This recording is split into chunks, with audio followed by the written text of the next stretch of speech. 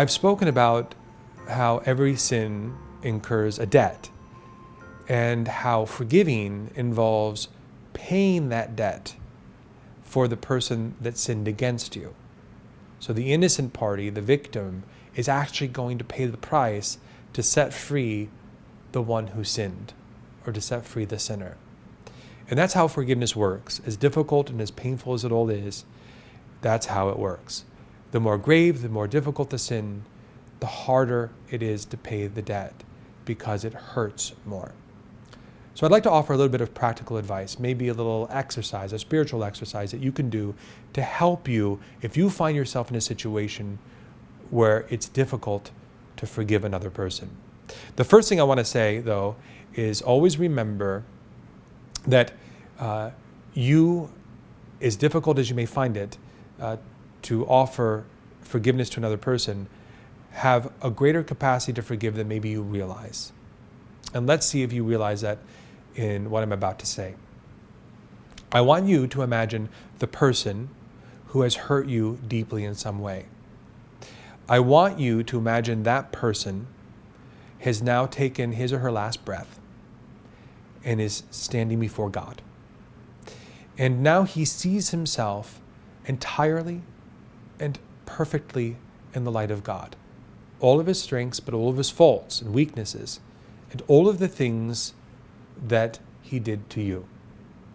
Whatever this person may have whatever way this person may have transgressed against you, the full light of God is bearing on it, and he sees it. Now, in this moment, if he sees the fullness of the situation and finds himself to be sorry in the very presence of God, and you're next to him, and if he turns to you and says, "Please forgive me, I'm so sorry," would you forgive him?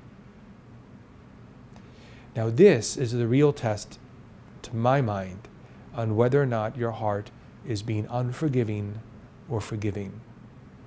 Because if you can then say, "I forgive you," then you know that your heart is in a forgiving disposition and is not plagued with unforgiveness. It's in this exercise that we see the repentant, converted person, sinner, seeing all things as they are, all things as he or she is, and recognizing the full impact and consequence their wrong behavior has had on you. Now, it's still, as I said, it may be very difficult for you to move on because the pain is deep. But that doesn't mean that you're being unforgiving. It only means that the debt is great. It doesn't mean you're holding a spirit of unforgiveness. So please keep that in mind. Do this little exercise, and I promise you that you will likely discover that you're not being unforgiving, but that you are just experiencing the weight and the pain of the debt that was inflicted. And the only way for you to move forward is to be willing to pay that debt for that person. And perhaps the only way you can complete that act in your own life is to imagine that person standing before God, because right now they are not yet converted, not yet repented, not yet that person they need to become. But imagine that person as they would be before God, converted and changed, seeking your forgiveness, asking your pardon. And I promise you, if you can forgive in that context, you can suffer whatever the pain or the weight is and move on.